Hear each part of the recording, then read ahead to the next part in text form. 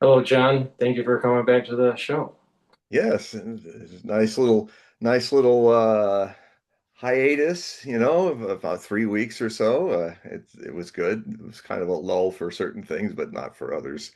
So so Just to just to remind the audience, in the description of this video and all the videos with John, the link to his website and a link to his X page. You can click them. Please sign up for the periodicals and maybe even a reading. We'll go over those. But I think it's really important to dive into this idea of the curse and the double tap. And we'll, with the shofar not being blown because of Rosh Hashanah for 2 consecutive years. And John has did some deeper research in this and how it coincides with major events. yeah. And you're coming out with an article soon here to explain that. Yeah, I'm coming out with it's a Hogue Prophecy report. It's 12 articles. It's over 50,000 words long. It's like a little book. And it goes very deep and detailed since the turn of the 19th century and the 20th century, watching the path and destiny of Zionism from its inception to it kind of reaching a climax of survival or not surviving in the next double tap, which, ladies and gentlemen, is only on this day 1 month and 5 days away in September. It begins, the shofar, just to give you people some background, is the ram's horns that are blown during at certain occasions, but most significantly in every day that the Rosh Hashanah, the Jewish New Year, the 2 day ceremony on its first day. Uh, at dusk, because all days are changed at dusk in the Jewish calendar after sundown. And when all the households across the world or across Israel, they all blow, or the synagogues blow the shofar as this whole symphony of horns blessing, hopefully wishing to bless a sweet outcome as with the food that's eaten at the Sabbath or at the beginning of, if it's not on the Sabbath. Um, and what then happens is that Satan is silenced. Satan, who in Judaism, as I understand it, is the prosecutor of sins. He has his role to be the person that goes out and gathers the sinful and exposes the sinful. And so the hope is that more good luck will happen to all people, uh, Jewish people, and by extension, because it influences these cycles, Gentiles as well, non-Jewish people, to have good luck and hope for good things to happen when these horns have been blown. But what on rare occasions happens, since the Jewish calendar is a lunar calendar, is that New Year's, which usually comes mostly in what the Judeo-Christian or Gregorian calendar that we use says is September, and sometimes in October, early October, as the moon's whims go per year. And so it will sometimes fall on a Friday, the Shabbat or Sabbath, and at that dusk point in the first day of the 2 days. And if it falls in that, that means it, because the Sabbath is about not working, it's about resting, reflecting, and being meditative. The day of rest, every 7 days, the Lord also took the Sabbath off. And so, after creating the world, and in the lore of Judeo-Christian scriptures, and so the Sabbath is so the horn cannot be blown on a Rosh Hashanah if it happens on the Sabbath on a Friday evening. And so what then may happen, some people think it's a superstition now that I've really looked at it so detailed. And indeed, not trying to find what I'm looking for, but to just look at what happens. And the thing I found is that if there's a silent horn, or the horns across the Judaic world cannot blow, then on Rosh Hashanah, then that means Satan is not stayed by blessings. Satan goes to work, revealing sins and things that are wrong and things that are needed to be atoned. And so, what I have done is I have in these 12 articles, I may even publish it as a book. It's big enough to be a book, um, and make them 12 chapters. Is that the the I take the theme of Zionism, which had its birth at the end of the 19th century, and with Theodor Herzl and the Zionist movement to make a Jewish nation. Now, it's interesting because the original title for his efforts to do that basically called it, he was going to try to make it Greater Israel, Eretz Yisrael. And my Hebrew's not that good, but I know what that means. And it has, then it's interesting because later he changed the name to, for Jews to, I'm not getting the right name here, but it's for Jews to go to Palestine.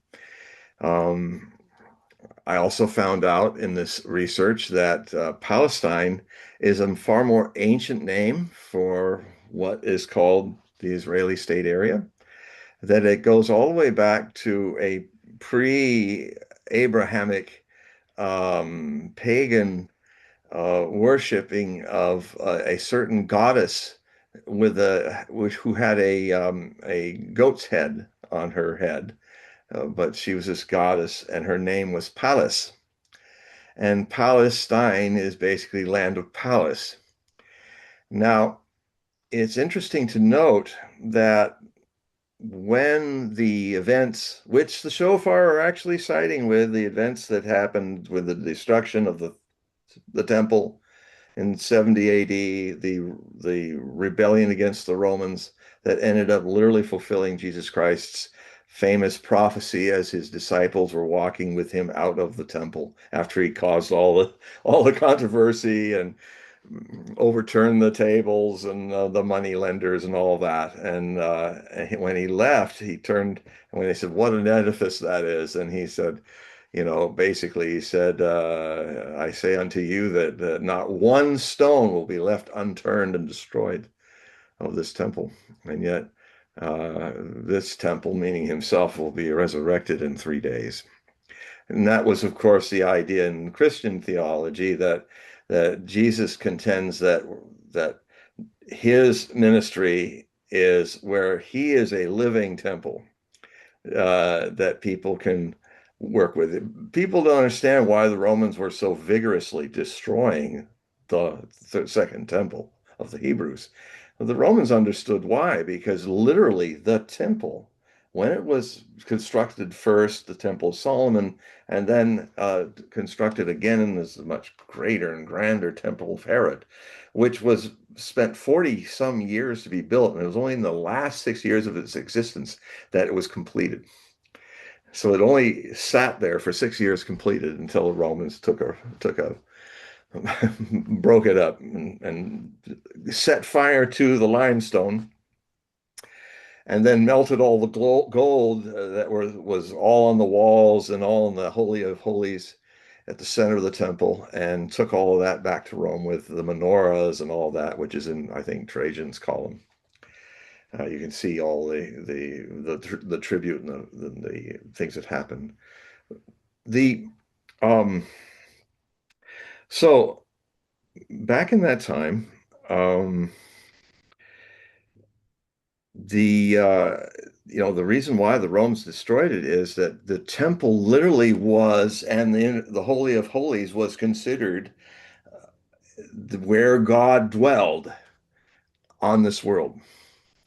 If you literally dwelling on this world. I mean, the way the sun, they said the limestone was so white and the gold so brilliant at dawn or at sunset that it was hard to even look at the temple. It lay in the kind of deserty, semi-arid air that has dust and stuff that it would glow with the whiteness and the goldenness. And it was people were thinking, wow, it feels like God's really in that house of the Lord.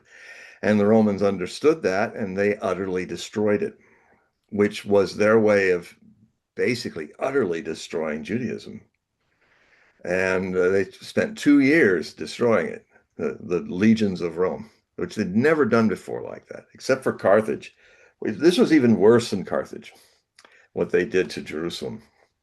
Um, so it's interesting, at least from the way the Christians look at it, and Jesus being noted to have made his famous prophecy, that he was talking about, and it falls into an interesting cycle that I've spoken on before.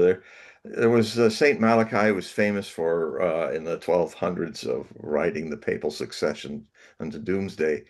And I've written a best-selling book about that, and I'm updating it again, but I'm not going to publish the update until we get closer to the anniversary of Jesus' passion and crucifixion and resurrection, which is 2033 AD. Because that is a transitional period between what his contemporary, Giacchino di Fiore, a Calabrian monk, had written a very interesting book where he had a vision that the good news of Judeo-Christian teachings to the world was actually started by that actually consumes three 2,000-year long ages, 20 centuries apiece. And he named them after the Holy Trinity. The first age was the age of the Father, the Father God, what people outside of Judaism call the Old Testament.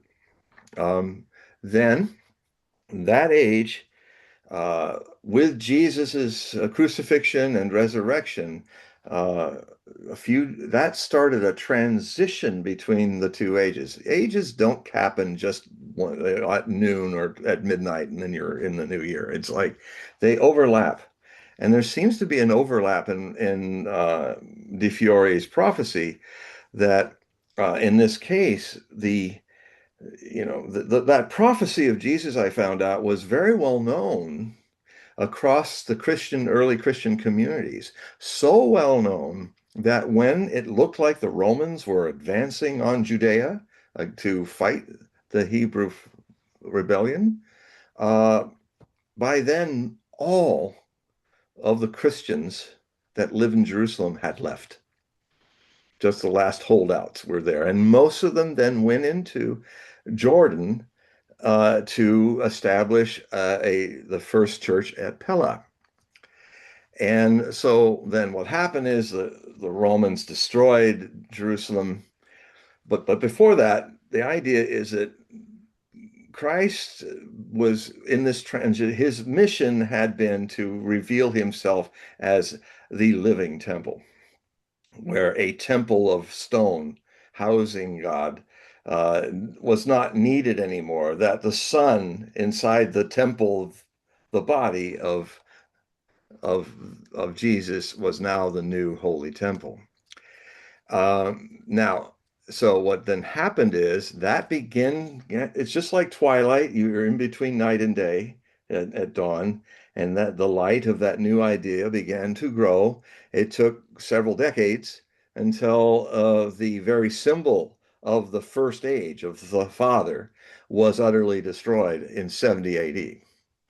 And so if you look at the book of Revelation and occupy more of your time less on the symbolic prophecies, but more on his longer part of the book of Revelation, St. John's book of Revelation, which is looking at his message to the first churches, the first seven churches of Christendom.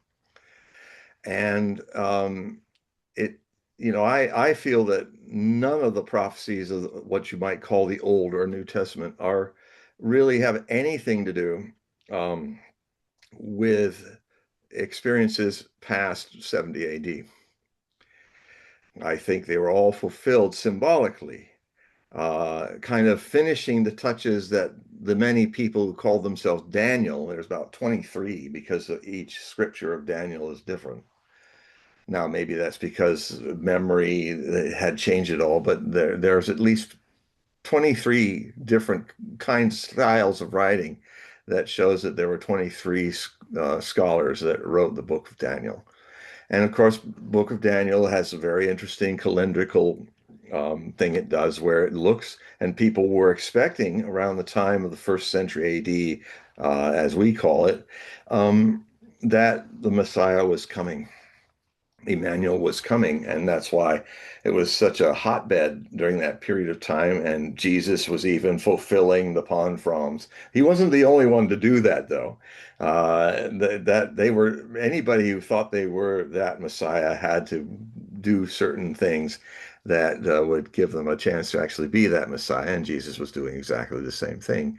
I used to joke that around this time in Judaic history, it was a good, if you were a carnival barker, it was good to make a lot of money giving people piles of pond fronds every weekend or something, or on the Sabbath. And also it would be good to be a donkey renter. So you get the best donkey because you never know who's behind is sitting on that donkey may be Emmanuel, you know.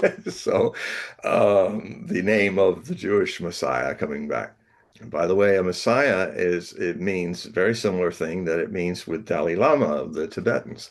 A Messiah is a king, a temporal king, and a religious king of the line of David.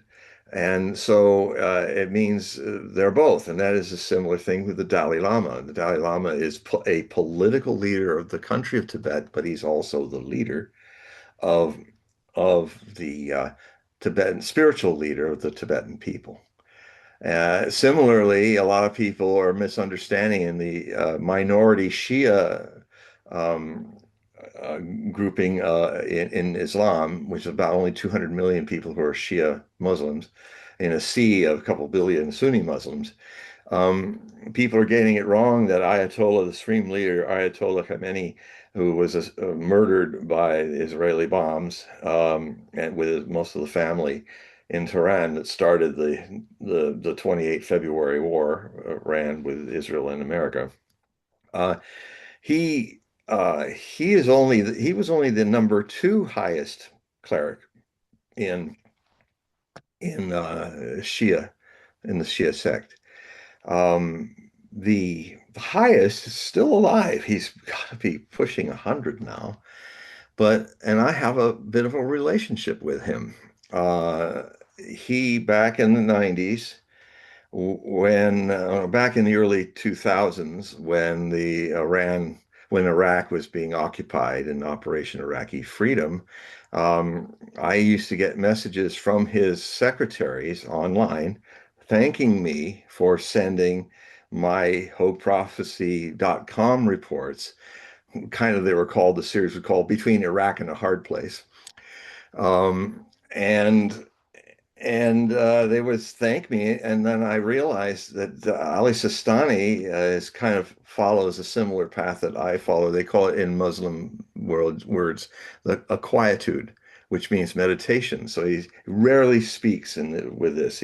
And when he speaks, everybody in the Shia world listens. And so anyway, he uh, he that Ayatollah in Iraq, he's the Pope of the Shia. And he, I just heard last week that Ayatollah Khamenei's son, who's now the new Ayatollah, the supreme leader of Iran, Mujtaba Khomeini, he had a phone conversation, a secured phone conversation with Ayatollah Sistani in southern Iraq, where he sought advice from Sistani, being truly the leader of the Shia people. And he said, what am I to do about the situation with the fatwa against no nuclear weapons that my father held. And Sistani, I understood, said very simply, the fatwa died with your father. So now it's a different situation. And the fatwa is not something stuck in stone. It is if things change and the situation changes, then we Muslims must adapt to the change. And the change being simply is that Israel is now a nuclear power, even though they hide the fact, and the Americans are a nuclear power, and Trump stupidly is very open talking about annihilating an entire civilization of Iran, letting it glow in the dark. Uh, really, not very good things to be saying as a leader like he is with nuclear weapons. But the situation is that, long story short, basically Sistani told him that he supported that fatwa is now gone. Now we need deterrence from these mad people who want to destroy us. And the possibility of nuclear weapons being used now is more high than ever because, as Paul and I were talking before the show, Trump has exhausted. He's gotten most of the stocks of strategic, well, not strategic, but of conventional weapons, missiles. He's emptying out. And it looks like he with Israel or Israel dragging them in, and it could be in a few days from now. Israel is kind of saying we're going it alone. Um, and so when you have no more weapons to fight conventionally, the uh, a man with lobal dementia who's kind of losing it might say, well, then I have to use a tactical nuke to have the same effect. I just drop one on them, and the Iranians will then do what I told them to do. So the possibility of that is very high now, and so. So basically, Sistani said to the Iranians and to Muqtada is that now a nuclear weapon needs to be a deterrent against that mass murder of the Islamic believers and of the Shia world. And uh, and of course, because it's still haram, it's still blasphemous. But it is a necessary evil that we have the weapon that could deter our enemies from Trump or um, Netanyahu from launching them upon Iran and the Shia world. So, um, so what that means is that now Iran does not need to have a nuclear weapon. This thing that is, as with any great wars that change everything, like this war has, new realities come into view. And one is that countries do not have to have nuclear weapons, but they can be threshold nations, which means they can have all the tools ready and all the fissionable material turned into nuclear material for weapons. But and they can make a point saying we have this. Maybe they even have the ability to launch a test to show that they can make them. And I think Iran will do that if they're going to this. There will be a test. They will be saying one day, okay, at this moment in Iranian time, tomorrow, watch your seismic activity. You're going to see a 6 point, 7 point earthquake in this part of certain Iranian desert or under a certain Iranian mountain. And it will exactly happen on that day. And when it happens, as people knew about North Korea, as people knew about China and others, you will know that we are now a nuclear power. And if they're also smart like Koreans, they'll do a couple more tests to show that they can manufacture them quickly. And then, uh, so you can be either this is what I think may happen. The Israelis or Trump will drop some token bomb on Iran, maybe Tehran, to make his point. And then within days or weeks, Iran will put together 11 nuclear warheads, which they can out of the material they have rarefied. And Israel's the size of New Jersey with a GDP of Los Angeles, California. And Iran is a vast country. And even though the Israelis probably do have 30 thermonuclear warheads, as well as your common atom bomb, Hiroshima size, about 200 of those. Um, if they were to drop all those on Iran, they still wouldn't hit all the missile systems. And Iran would has the plan to launch in one day 1,000 hypersonic missiles across the length and breadth of Israel and take Israel out conventionally in one day. And one of the simplest ways they can do it is, since the 12-day war, the Haifa refineries have never been brought back to full accounting, full energy. They're kind of a wounded system. And it's real dicey how they can keep it going by a thread. And Ashdod is the other place where they could have a backup system. But if Iran launched just missiles into Ashdod and Haifa and utterly destroyed the strategic reserves in the oil tanks and the refineries, utterly destroy them, Israel's lights would go out, the power would go off. It's so the Zionists are really taking this to the insane edge that could very well see a situation where people have to leave Israel because there's no power anymore. The water doesn't run anymore. The all the systems that make civilization work there will be down, and they will not get repaired for years. So it could very well be that there would be then a second diaspora, which I think is highly likely in these coming times. Um, and as what I understand from Torah Judaism, which I study, and Torah prophecies, and I have contacts with Torah rabbis, is that um, the Zionists forced their way back to the Holy Land. They were not invited. They did not come peacefully. They came to rape and pillage and throw people out of their houses and commit all kinds of sins against humanity that are no much different from what Nazi Germany did to Jews. And they are now doing it to Semitic people, cousin brothers and sisters of Abraham, which you'll notice a racist Zionist will always do they will call Palestinians anti-Semites.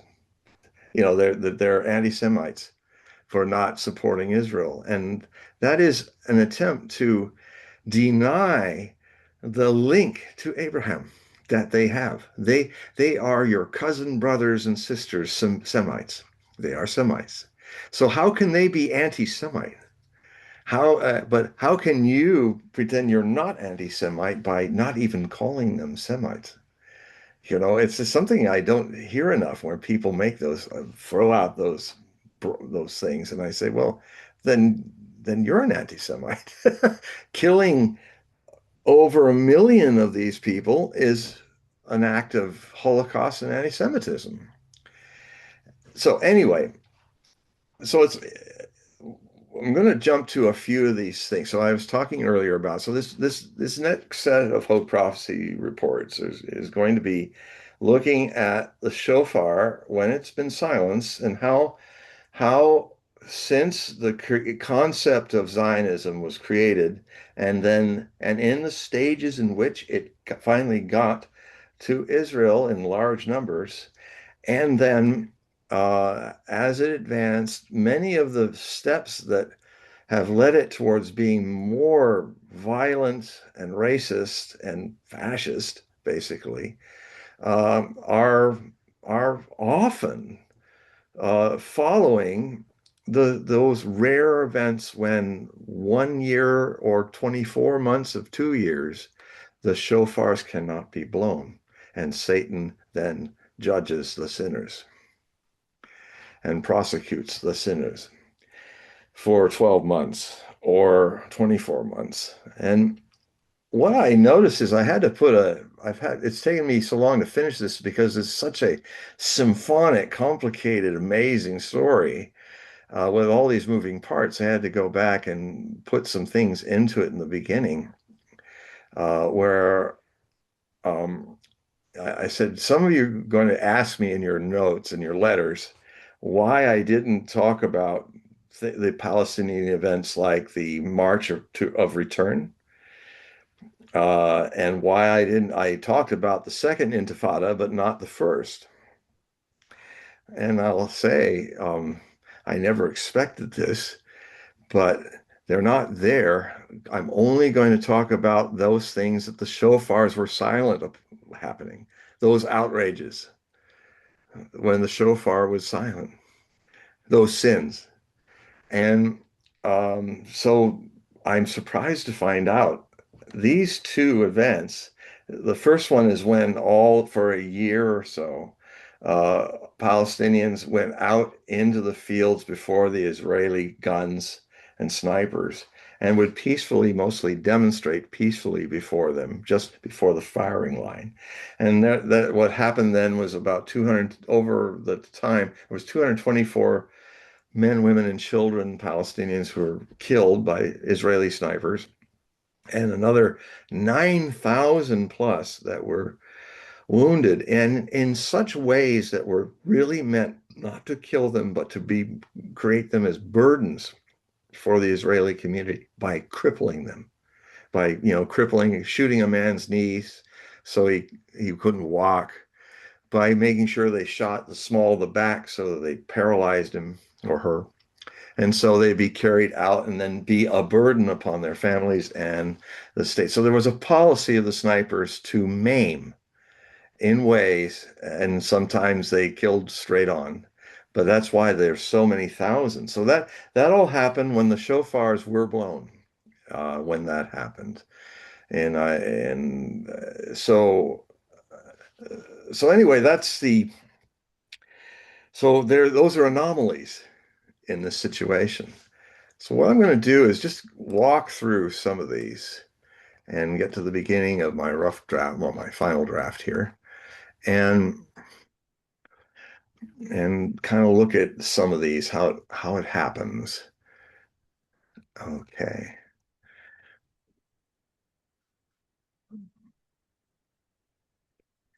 let's see. Yeah, what I did is in the opening was one last thing about the Roman situation. When people say that Palestine didn't exist, being called Palestine, I found out that in the third Jewish War of Rebellion, which was the Bar Kokhba revolt, that ended in 135 Common Era CE. Um, in a few years before that war ended, which was the one that really caused what was left of anybody left in the Holy Land leaving, Rome erased the name of the former province of Judea.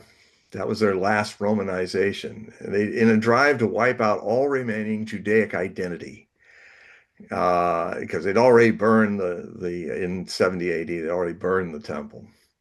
Renaming it Judea for this complete Romanization, Judea became the province of Syria Palestina. So that was done, and so if anybody says to you that it's never been called Palestine, yeah, it was called Palestine almost 2,000 years ago. They started calling it Palestine again, and Palus is predates even Abraham. So it's one of the oldest names you'll find in the Holy Land that has been at the beginning. So now I started off the thing with looking at the the Zionist movement, how originally they even had in its original naming they call it let's see, they called it uh, yeah, Eretz Yisrael, and excuse me for butchering that, but so it was going to be the Agency of Greater Israel was the original name that the group that basically were going to try to get Jews to go and populate Palestine and create a Jewish nation there. And that started at the turn of the last century, in 19th to the 20th century.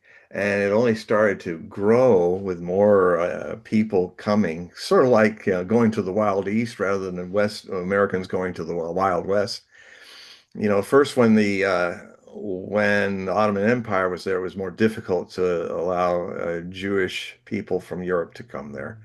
But once World War I happened and Ottoman Empire disappeared as a casualty of that war, it was now becoming a protectorate of the British Empire. So that actually made it easier for the Jewish agency to get more people into Israel. Of course, later on, after World War, the tragedies of the Holocaust and World War II's ending, that of course, because of the 9,000 well, 9,000 Jews in Europe, 9 million Jews in Europe, 3 million survived the Holocaust. And a lot of them were from Russia, and a lot of them were communists and atheists who wanted now to be in a Jewish, socialist Jewish state, because that was also a big part of Zionism. Um, See, Zionism is kind of until later in with the shofars blowing, not blowing when it happened, there was this new movement, I think, in the 70s, mid 70s, when the shofar was silent, called religious Zionism. And it was kind of a culture war and actually Netanyahu and the Likud party have stayed in power because the religious Zionists, which are people like Schmoltrich and Ben-Gvir, Itamar Ben-Gvir, who one is his financial minister and Ben-Gvir is his security minister. They're religious versions of what Netanyahu is, which is a non-practicing atheist Jew. I mean, he goes through the motions as a politician, but in his heart, he probably believes what a lot of people kind of openly, innocently said, where they said, "There's no God, but he gave us the land," which sounds like a punchline. But these people really meant it. How can no God that doesn't exist give you the land? So, so anyway, so it was called first the agency, Jewish Agency for Greater Israel. So that was already the concept. What is Greater Israel? It is if you look at the Mogen David flag, there are two blue lines. You see the Star of David in the white field in the center of the field with the two blue lines with white on both sides of the stripes. Those blue lines stand for two rivers that are the borders given to God to Abraham, the the root source of Arabs and Jews. Um, and so the land in between from east to west of those areas are the bordered by in the east the Euphrates River up against Mesopotamia, Iraq, and to the west, the Nile. That land up to the east bank of the Nile is all then, according to the Old Testament, given to um, the seed of Abraham. Now, in the earlier part meetings of God with Abraham about this, um, he didn't act before he had a Jewish heir, but his first heir was already in his teens, and that was Ishmael. Isaac had not been born yet. It was the early ways that God gave the message to him was that all of your seed shall live in this greater Israel. which could be argued is that the Arabs, being cousin brothers, should have also been able to live there. In fact, they already do, except for that little area of Israel. Most of these areas that are in between those major borders are of rivers um, are populated by Arabs. So so anyway, so the the first set of dates that I listed were in the 1920s. The Sabbath coming on Friday, 18th September 2025, and on the Friday then later of 14th September 2028, and then Friday, October 2029, and then there were some blowing horns after that, and then there was a double tap of two in a row on the Sabbath Jewish New Year's that lasted 24 months, starting in 11th September 1931 and 30th September 1932. And of course, that would mean somewhere in 1933 would be the end of the blowing of the horns being silenced. Now, if you notice these numbers, any of you are historians or read history, are you noticing some interesting numbers here? Well, I'll start you off on it. 1925 is when two things happen that are significant to the future threat of Judaism and Jewish people around the world. It is when Adolf Hitler was released from Landesberg prison the year before and published volume one of his two-volume Mein Kampf, which ends up being one of the most read books in the 20th century, especially during his time. Almost every German read it, and that's a lot of tens of millions of Germans.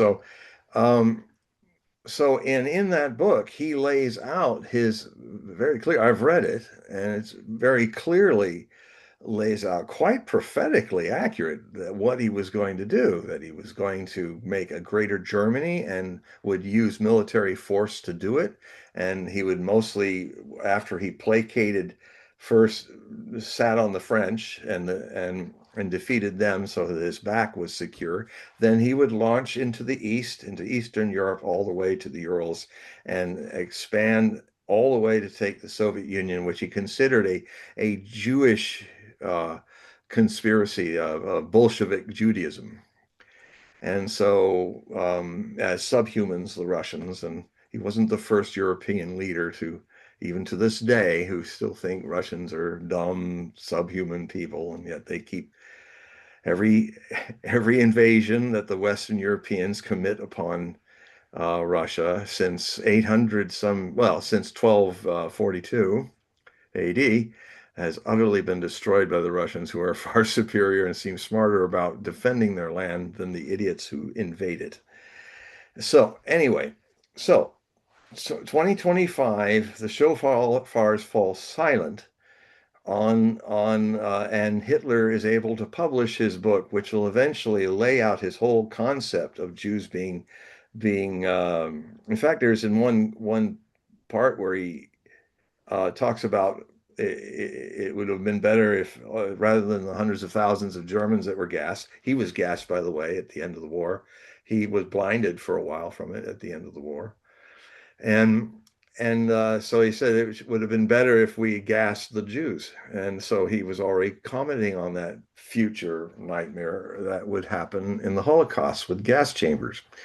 So that was all written then. So basically, Satan's saying in this, in my view, is look out. Here comes retribution. Here comes perhaps a danger for the Jewish people who, especially under Zionism, who don't actually, at the heart of the Zionism, don't actually believe in God and worship God, and Yahweh. So, in a biblical sense, that's going to get you in some trouble. Um, so, um, what happened September 28th? The the the shofars fell silent again, and when they did, just moving around here a bit, um, let's see. The In the middle of that silent period of the shofar was the stock market crash in 1929. And it was the thing that Hitler needed to gain power in Germany. If it wasn't for the stock market crashing, because basically Germany, the other trajectory of 1925 is this was the year that after he went to prison for his Munich putsch, he became famous because the trial went on for months, and he actually would stand there haranguing the witness stand for hours. And it was all printed in German newspapers, and even the judge was sympathetic to his cause and gave him a light sentence. And that's where he was only going to get 9 months. I think he even got released before that. And in most of those 9 months, he wrote he started writing Mein Kampf. And he had a rethinking of his ideas, which was very dangerous for the future of the Jews and other Gentile people. All 60 million of us got killed in World War II, Jews and Gentiles. He started to see that he wasn't going to use revolution to take over Germany. He was going to be a legal politician and do it through the democratic process and use the democratic process to erase the democratic process and become the Fuhrer. Well, he started that process in 1925. So 25, he creates his his Bible, his Nazi Bible, and then he pursues it as the Nazi Messiah. So that happened when the shofar was not there to bless that Jewish year for a lot of the consequences that would come. Then 1929 is the stock market crash that he needed because Germany was actually recovering from the inflationary periods of the early 1920s. And Hitler was really upset because saying, I need an economic crash to get people out of their comfort zones so we can have another vote and overtake this government by voting. And it came, the stock market crash. The shofars let Satan free, and Satan, if you wish to look at it that metaphorical way, made his play, and the play being on the pride of people who created a speculative economy and not an economy based on real values. Just speculating on the physical economy. Unfortunately, it is a sin that is coming to a crystallization uh, in the coming double tap that's coming in a month and 5 days. Then Paul and I were talking at the beginning before we got on the show, how significant a economic crash is coming in the 24 months that are beginning in September of this year. Now, so what happens in 1932 when the shofar is silent? Well, after the one that made the stock market happen in July 1932, the Nazi Party wins 37.4% of the vote during the German national parliamentary elections, making the German National Socialist Party the largest party in the Reichstag, the German parliament. This compelled Hindenburg, against his desire, because he didn't like Hitler at all, he's old school Prussian general, to pick him as his chancellor. Hindenburg then dies. And then by the time then Hitler replaces him as president of Germany. He finally, in 34, he gets the brown shirts. He takes out the brown shirts, so now he has the army behind him. And then when the ram horn, the shofar, was silent again on 27th September 1935, Hitler, now the anti-Semitic Aryan Messiah, was now der Führer, the leader of Germany. In that same year, he rejected the Versailles Treaty and declared Germany open for rearmament, and thus setting in motion his war plans of conquest. That in 4 years, um, school, that in 4 years would start in World War II in September 1939. So, and then also in 1939, during the Silent Shofar, that is when he also made German youth conscript and build his armies. They only had 100,000 men that the Versailles Treaty allowed Germany to have as only 100,000 man army.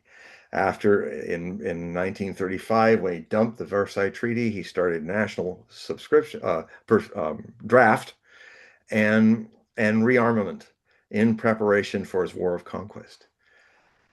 So you see a pattern here. The pattern is you have latently in the latent racism Zionism, its opposite, which is coming to threaten Jewish existence, as well as many other mischiefs that are here in this. So that's just an example of some of the things that are happening. I'll just move a little farther. Um, in World War II, there's a lot of important things that make sense because the Holocaust was one of the things that would come to Jews from that. And so shofars were silent on the Sabbath on sundown of Friday, 11th September 1942. Now,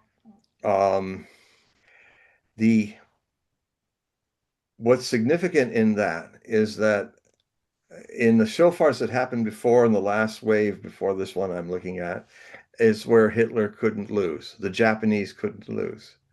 And then 1942 was a turning point for both of them. I mean, the shofars were silent 3 months earlier. Before the shofars were silent, a prophecy of Isoroku Yamamoto, the chief admiral of the Japanese fleet, he was the one that guided the Japanese fleet into a successful attack on Pearl Harbor on the 7th of December, 1941. He told what had been a military attaché in the United States and had traveled all across the United States. He spoke fluent English. And he told the government, they said, well, the United States is not a bunch of, as popularly or believed in Japan at that time, that they're a bunch of dissolute, immoral people, weak people. No, I know these people. They are industrious. We build 120,000 cars a year. They build 250,000 cars a year, which was big in those days. And so their ability to manufacture is so much bigger than ours that we literally have only 6 months. If we can knock them out in 6 months before their military power can happen, if we can sink all their carriers and have the Pacific Ocean as ours with their superiority, if we can do all these very hard things to do in 6 months, we have a chance to then take Pearl Harbor, take Hawaii, and have all this air superiority, and then say, okay, we're ready to stop this war. Do you want to stop this war? And we'll negotiate an ending. So, in those 6 months, Japan did some remarkable things. They took all the islands that we'd have to take back from them. They took the Philippine colony that the United States had. So it was coming now to June 1942, which was just a few months before the shofars went silent, which means the consequences of the Battle of Midway, which happened on the 2nd of June, 1942, would really hit home. And that was because what Yamamoto said is, can you, I mean, he would say, if we don't win in 6 months, then the tide will turn against us and we will lose this war in 1942. So what happened is the four most powerful elite carriers of the Japanese Navy were going to try to take the westernmost inhabitable island of the Hawaiian chain, which had airstrips on it, seize the airstrips, and set up a situation that the American Navy would come out of Pearl Harbor with its carriers and grapple with the four elite carriers of the main Japanese fleet. And what happened on the 2nd of June, literally, was in that one day, Japan lost the initiative. The tide turned in one day. Now, it fought on for several more years, but there was no way Japan was going to win after that happened. In one day, suddenly, out of the blue, all that morning, the Americans were throwing planes at them, and they were just missing the carriers. And then, in one point, in within 5, 6 minutes, two masses of dive bombers found the Japanese Navy out in the vast Central Pacific, and they set afire the Kaga, the Akagi, and the Soryu, and the people on the Hiryu, which had been hidden under a squall line of rain showers, so the dive bombers didn't see them. They had the terrible vision to see three great columns of smoke and fire rising over the horizon. And it's like, oh my God, those are the carriers. So the one carrier that was left managed to launch a couple attacks on the Yorktown and mortally wounded. It was later torpedoed by the Japanese. So of the three carriers, they only took out one. But later that evening before sundown, the Hiryu was also discovered and blown up. So thousands of sailors, hundreds of irreplaceable, really the greatest carrier pilots at that time that were around, because the Japanese were really ahead of everybody else in carrier warfare. Um, they were all gone. So so 1942 is when there's a chance the Americans have a chance to equality, and Battle of Guadalcanal happened, and Cape Esperance, and some of these other things happened. But after 42, they never could move forward. It was all defensive fighting, all the way bloody back to 1945. Now, what happened in 11th September 1942 in the shofar silence was that Germany tried its second major offensive in its war with Russia, the Soviet Union. It had in it had survived the Battle of Moscow, which was the greatest battle in history. 7 million people were in it. 2.5 million were killed, wounded, and captured in a 6 month period. And Germany lost 650,000 casualties, which meant it could not resume army groups north, center, and south on 1,000 mile front. So the Russians were thinned out. They only had enough soldiers now to go in the South, Army Group South, to plunge into the steppes, into the oil fields near Baku, and one of the main areas that they had to fight at in the Volga was the city, this long 30-mile city, industrial city named after Joseph Stalin, the head of the dictator of Soviet Union.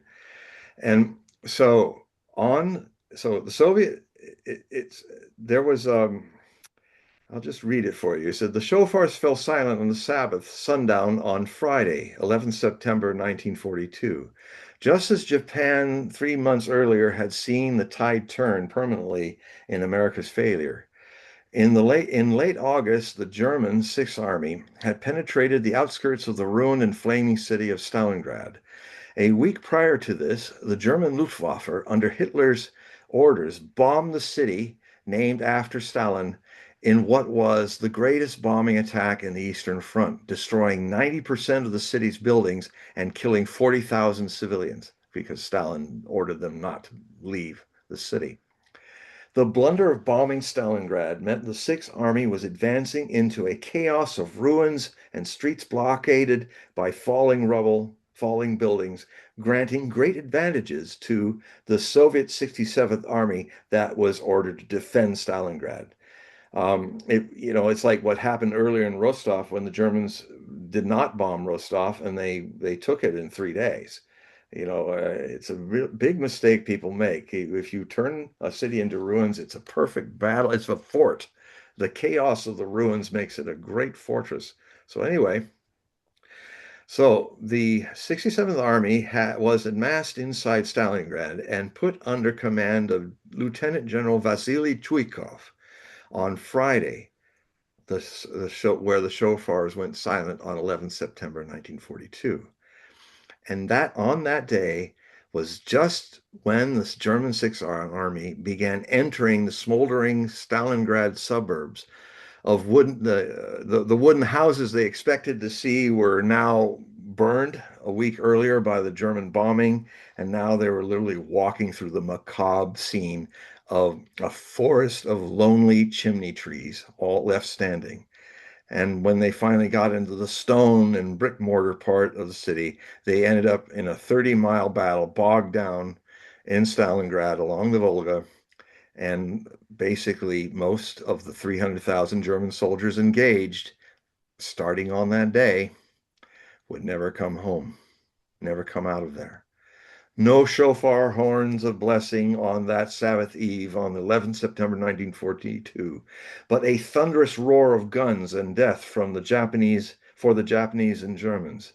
Add to that no quarter given to 6 million European Jews decided at Wannsee, because also in 1942, under the shofar silence, the plans of Wannsee were arranged, the final solution to the Germans, to the Jewish question, where using a high industrial mechanism to industrialize mass murder. These nasty things come up when the shofar is not blown. Um, so I take it all through the war, all through the beginning of Israel, all through the shofar being silent, um, in significant days, even unusual days, which I'll just talk about a little bit, like um, let's see, yeah, like the Suez Canal, the second Arab-Israeli war that happened when the shofar was silent, and that's where the British monarchy tried one last time to show that it was a superpower, but they couldn't beat Anwar Sadat and the Egyptians who had taken the Suez Canal. And the Israelis took the Sinai, but they were ordered by the American president to go back into Israel. But they learned from that they could take the Sinai in a few days, which was very important, given that what came later. Um, Another time when the shofar was silent, go figure, on Friday, 28th September 1962, it was just a few weeks before the 13th day Cuban Missile Crisis nearly began a thermonuclear Armageddon between the United States and the Soviet Union. So that's a big one. It's also a big one because in one of the shofar sendings, I think it was there was also a fateful decision made by the Zionist state to have France do some things for it, the price being that they helped them build a nuclear reactor at Dimona so they could begin to become a rogue nuclear power. So that also happened on a shofar. Um, let's see. Uh, yeah, things like this would happen. Starting now the difficulties with the Palestinians fighting back under Yasser Arafat were starting to happen. And when the shofar was not blown on 12th September 1969, The the Cairo Accord was reached on 2nd November 1969. It was a decision that Nasser helped negotiate, which basically made the PLO and Yasser Arafat a state within state in southern Lebanon, which began all the Lebanon-Israeli wars.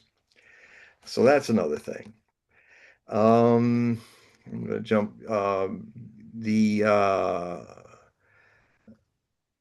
Let's see here. Yeah.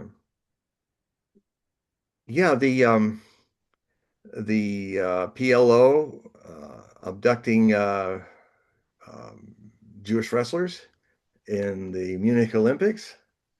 That happened on a silent shofar. Can I just interrupt, John? Sure. So going back to the Cuban Missile Crisis, all right, let's just dive into this because it's something popped in my head here. Okay. It's important to understand that Rosh Hashanah coinciding with the Sabbath, we don't blow the shofar. That doesn't allow us to nullify the prosecutor. Okay. Then shortly after that, there is Yom Kippur, which is the Day of Atonement. Yeah. But shortly after that is Sukkot, Yeah. So the Cuban Missile Crisis took place the 16th to the 28th of October of, 29th, actually. all right, 29th. Okay. So I know because I was born on it was my 29th birthday. okay. No, I was just reading. my sixth my seventh birthday. Okay. All right. So 16 to the 29th. So October of 1962. Yeah. Rosh Hashanah, September 28th. All right. And Rosh Hashanah outside of Israel is 2 days. So it was September 28th at sundown all the way to nightfall on the 30th of 1962. Yeah. Yom Kippur, October 7th. Yeah. Sunset and then October 8th at nightfall. Right. So Sukkot starts October 12th and ends the 19th. Hmm. And then Simchas Torah is happening between October 19th to the 21st. I believe what is happening there is outside of Israel, it's 2 days. Inside of Israel, it's 1 day. So sometimes holidays last 2 days. Some holidays are 2 days outside of Israel. Right. All right. The reason being is you didn't know when the official approved time of sundown and what the lunar cycle was before the calendar that was established through, I think it was Maimonides. But either way. Well, and then sometimes if you have a 2-day situation, sometimes the shofar technically fell silent on the second day. Well, on rare occasions, there was one of those where on the dusk of the second day of Rosh Hashanah, it was Friday, the Correct. Sabbath. Yeah. So the point here I'm making is that Sukkot and Simchas Torah coincides with the Cuban Missile Crisis. Yeah. All right. Now, Kabbalistically, Jews have an opportunity that if you didn't do everything perfect on, Rosh Hashanah, in terms of, explaining to God, your failures and how you're going to correct yourself, you have that Day of Atonement to do it again. And then there's this countdown. You have an extra chance with Sukkot. And then you have this extra chance with right before Simchas Torah. I just find it as fascinating that you're making the connection with these events, with the holidays, with the Cuban Missile Crisis. And this is what happened with October 7th. Because October 7th, again, Rosh Hashanah. So I'm talking about 2023. Mhm. Rosh Hashanah coincided with a on the Sabbath. It wasn't blown, I believe. I think it was. I think that's the case. But the point here is that October 7th was Simchas Torah. So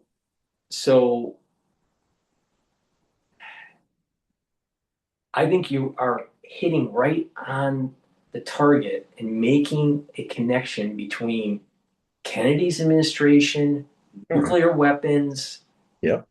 what's starting to emerge here. Yeah. That Kennedy might have been also killed by because he was very much he wanted to stop Israel from having a nuclear reactor.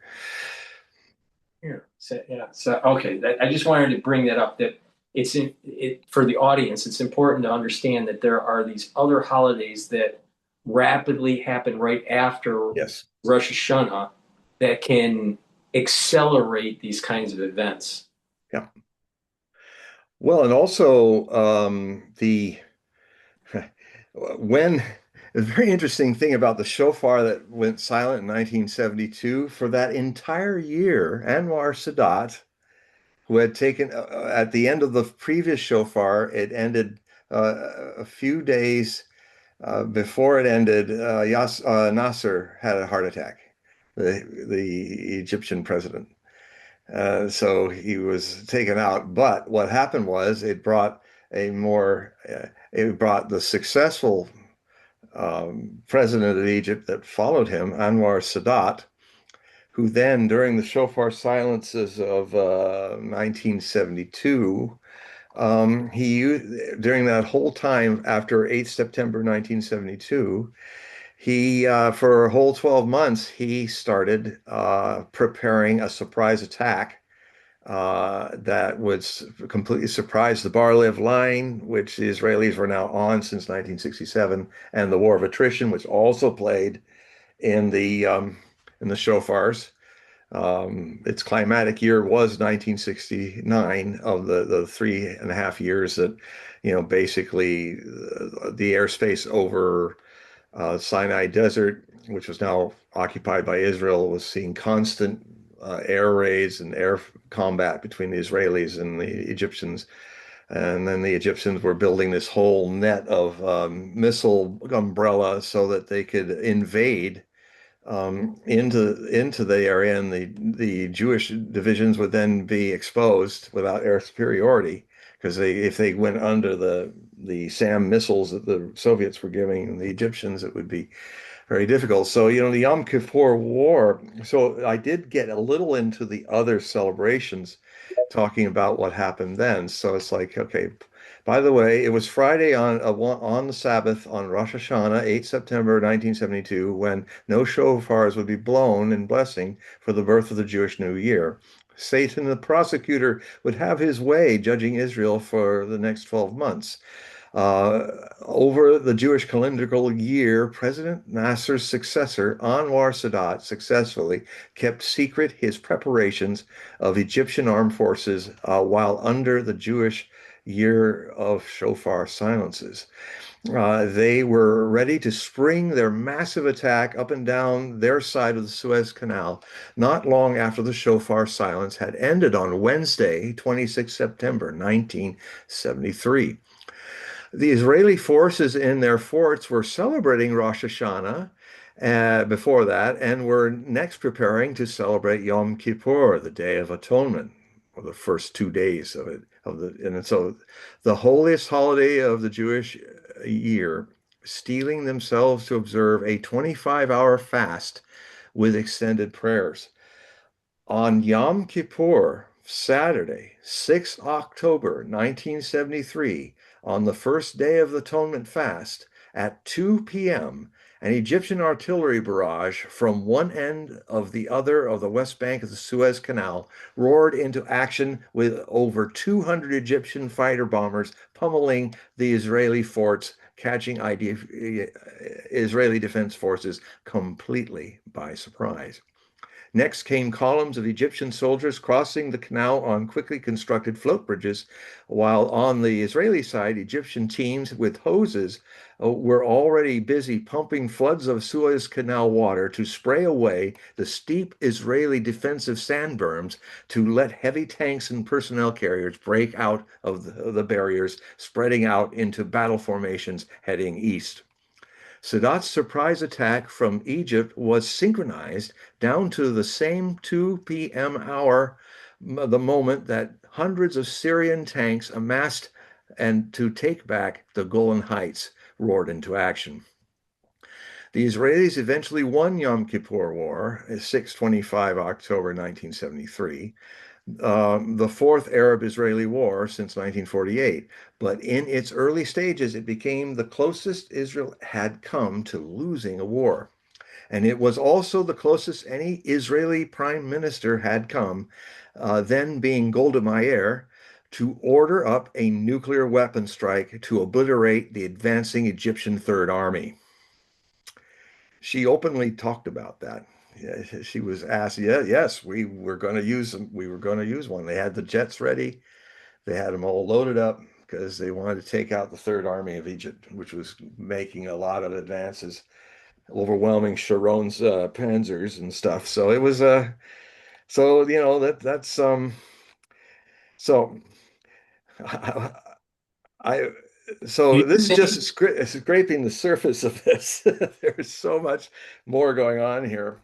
And do you, what also I do in these the first seven articles are about the shofars, and they take it all the way up to the final silent shofar that matters in the changes of ages, which I spoke of earlier, which is even in 2070, which will be the 2000-year anniversary of the destruction of the temple in 70 AD by the Romans, which could, in De Fiore's concept of the three ages, the ages of the Father, the age of the Son, which started in 30 AD and then came to full fruition. The twilight was into full day of the new era by 2070. Oh no, by 70 AD. So 2000 years later, the age of the Son will begin to end. Is this idea of him, the temple now being a living temple, is going to drop temples and living messiahs entirely if De Fiore's prophecy is correct. That the third and final age, which will see the end of the Son's age starting just a few years from now, in the anniversary of Easter, 17th April 2033, um, will then enter a period that will end up in 2070, seeing the age of the Son outshined by the new 20th century, 2000-year long age of the Holy Spirit, where no temples are required, human or made of stone, but that there will be, in that period of 2000 years, an ability for the human race to have a direct contact with the divine. No middlemen, no religions. And so I thought that's a good place to end it. And then what I follow up with are a number of very interesting themes that are kind of augment and go beyond that. And one, of course, is the world begins to see the demon, and it's this whole idea where the world is awakening to Zionism as it's being practiced as being something equal to Nazism, and that it's now the world's changing. Now, in fact, just today or just not long ago, there was an important trial in Britain where the courts came in favor of that, saying that you cannot suppress anyone who calls it as an opinion Zionism is being synonymous with Nazism. Now that wouldn't have happened before. People would be silenced by anybody because it was like you couldn't criticize Israel for its faults. And some of Israel's faults really are right up there with some of the worst totalitarian regimes, racist, genocidal things. It's all hatching out now. So that article looks at how the world is starting to see Israel's problem and are not supporting it anymore, which hopefully will be a good thing to help Israel drop all of that. Although it could go the way of Nazi Germany too. Which unfortunately, with any fascist form of fascism, whether it's Ukrainian Nazism, whether it's German Nazism, or the new Rome of Mussolini and his fascism, even used the term fascist from the symbol of the staves with the axes in it, which is a symbol of Rome, the Roman Senate, but it's also a symbol of fascism. It was on the flags, the tricolors of Italy when Mussolini had his fascist state. Um, and fascist Imperial Japan, and all of these. And now what's happening is Israel is now becoming the new fascist repeat. History repeats itself. How ironic it is that Israel, that the Jewish people have created a Jewish state. And by the way, they are in a minority of Jews. I'm part Jewish myself, so I can tell you that the majority of Jews around the world do not support what Zionist Israel is doing. They think it's an abomination, and they used to get thrown out of colleges for it a year or two ago. Now that's turning around. The other thing that's very important in the last several chapters, and this is a thing that really, if you haven't subscribed to become a Hogue Prophecy Report receiver, this is the time to do it because the last several articles are looking at a bill that was written by Benjamin Netanyahu, a clause in the NDAA financial how are you going to pay for the next year in the vast military industrial complex. And what it's basically doing is this clause will literally make Israel seamlessly a part of the United States military industrial complex and its armed forces. And it will not have the oversight that if this thing passes, you won't know as the people of this nation what's going on with your military because it'll be illegal to talk about it. We've got what the CIA will tell you, the most dangerous country, the one that is stealing more secrets from the United States than any other and selling them, is the Israeli state. Now that Israeli state, literally by law, if this thing passes in the Senate, they don't have to steal it. They can just walk in and grab it, whatever secrets we have, and they can do whatever they want with them. It literally is the culmination of this process where AIPAC and other Jewish organizations have been slowly, steadily doing a creeping coup d'etat on the United States government by buying it off. This president has been bought off by Miriam Adelson and her husband at the tone of $250 million. And in these articles, I show to what extent how all these key senators and congressmen and women are all in the pocket financially, except for maybe 8 people in our Congress and Senate. Everybody else is bought and sold by the Zionist state, a genocidal state who has tried so many years and so many decades to use America as its big dumb brother to stumble and fight its wars and get bloodied and killed for it. I mean, the war to take over Iraq was a war in 2003 and lasted till 2011.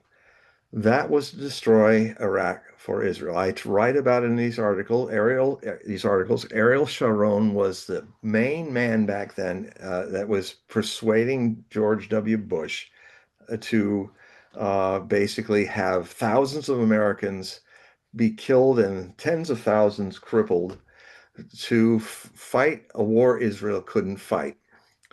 But its big dumb ally will fight it. And so all those kids were not fighting for us. They were not fighting even this big myth that Saddam Hussein helped Al Qaeda in 9/11. Absolute lie. And I can't forget how many families in documentaries when they're mourning the 7,000 American dead, which some of their sons and daughters would sit there and pathetically say, well, he died for a good reason because Saddam was with bin Laden and Al Qaeda. Bullshit. Utter bullshit. Never happened. So, so Israel is literally now one small step away from literally running the United States of America and making it its weapon, its nuclear weapon, above and beyond its own weapons, because it has over years bought the United States leadership and power centers.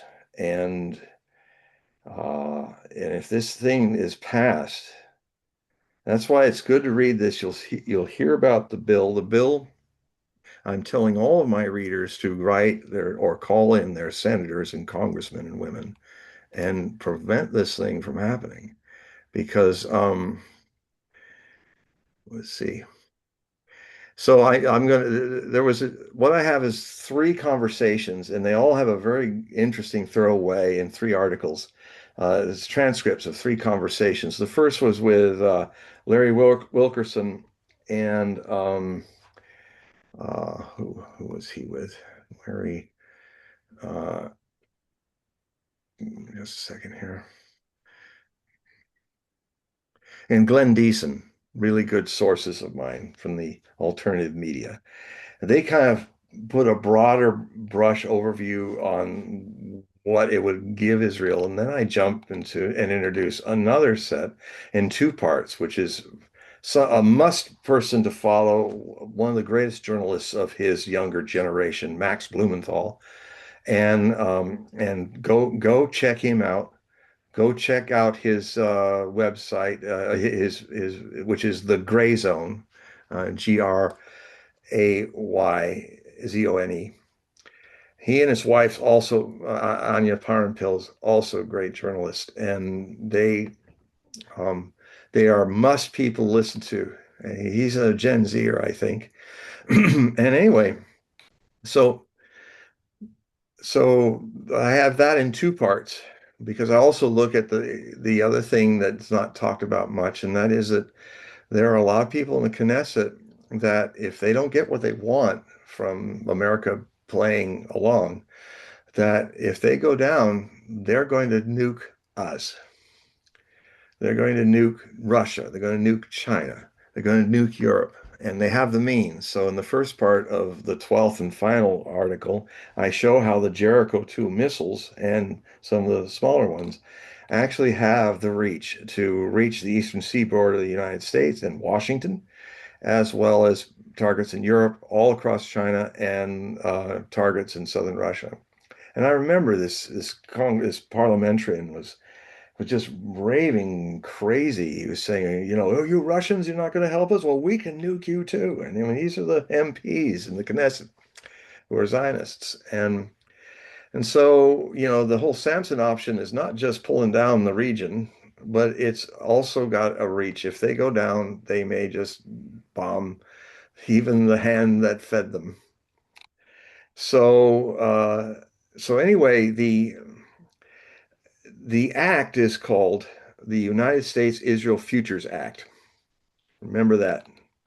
And also, uh, anyway, if you read this, you'll find out about it. But anyway, I just wanted to read in the second. There's a great summation that Max Blumenthal makes.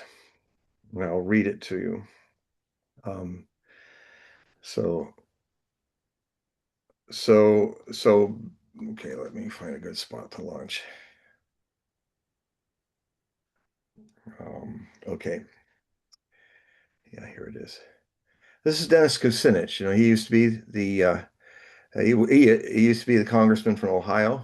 He ran independent in the last election, presidential election period. And he's when I consider people that I would consider he's a constitutional activist.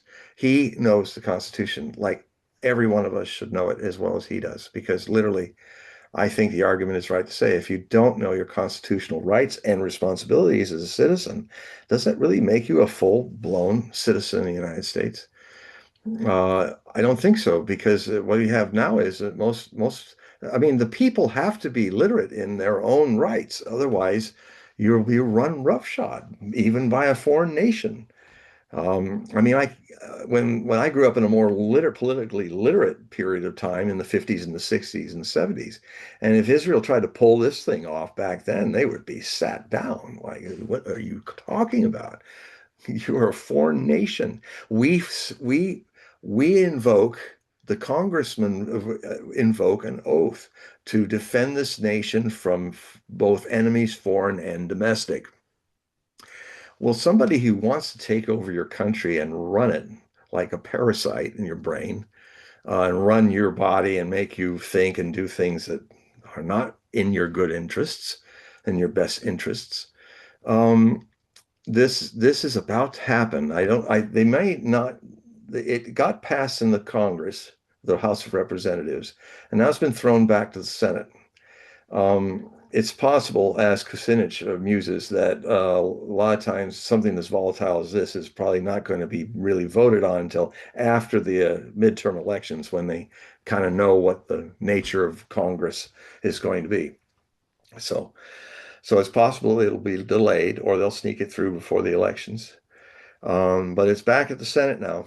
And of course, it may go back and forth, because there will be people that might manage to get this clause. Because basically, the thing is, take this clause, which used to be 224, and then because every time they change it and go to another round, it becomes a new number. It's now 219.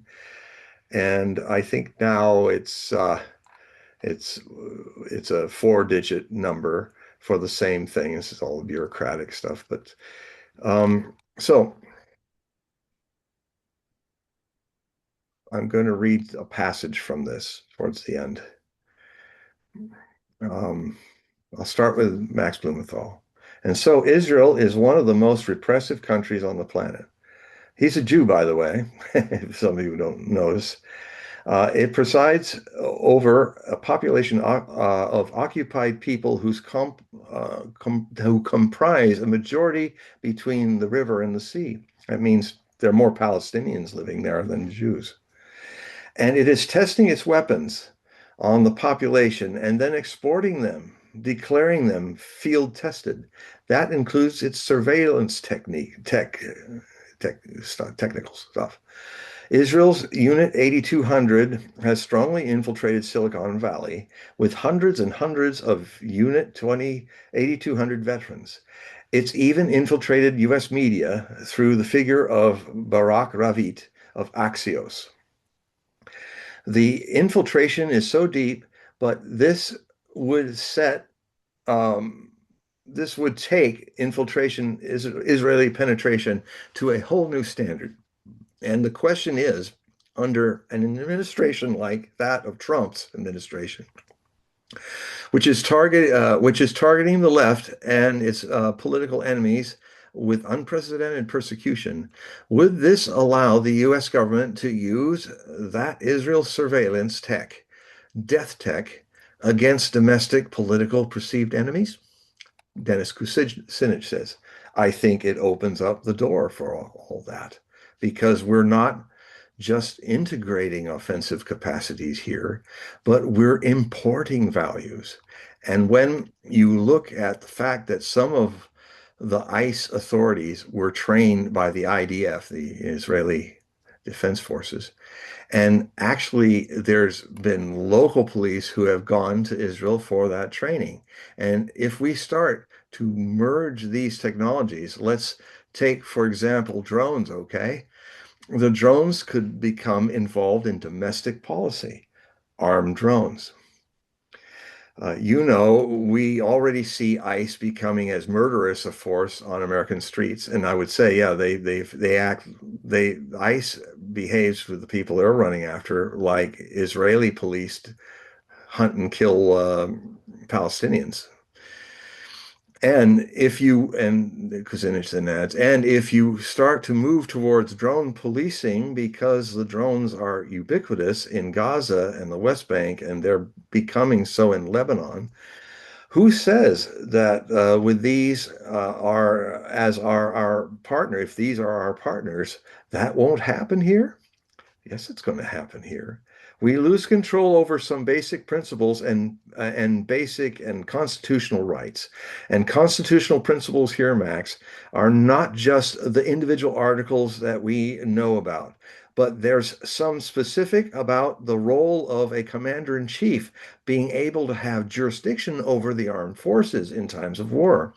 But those members of the armed services take an oath to defend the Constitution of the United States. Israel doesn't have a constitution. They have basic laws. They're not going to defend the interests of the United States of America.